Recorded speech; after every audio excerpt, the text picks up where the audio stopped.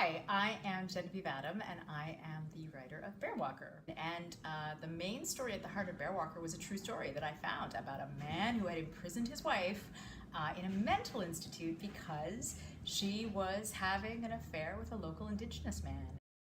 I wrote the first play, Deceitful Above All Things, and then I was pregnant with my second child, and it really felt like there was a strange, monstrous being inside me, and I wasn't quite sure what it was going to be.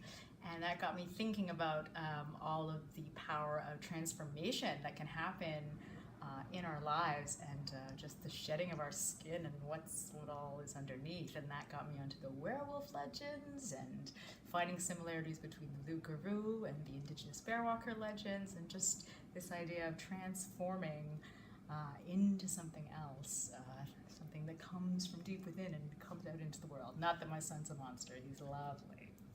It was actually when I moved back to Canada. I had been living abroad in London, and I moved back, and it was the winter of the ice storm.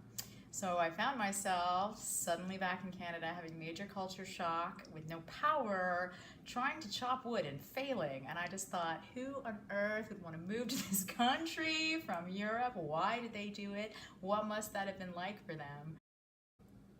We really want your support on this project, because what we are trying to do hasn't been done in this way before. We're trying to tell the story of this country from a completely different perspective, one that is not the mainstream, one that talks about, women and gives voice to women in our history and gives voice to the Indigenous population, and really shows the links between our peoples, basically, and builds bridges and shows a different perspective. And there isn't that much out there right now that's doing that. People are staying in their own little communities, and we really want to, with this story and other stories, build those bridges, like work together, make those links. So this is a story that you absolutely should support if you're interested in changing the way that things have been done in this country so far, and finding a different, new way to go forward.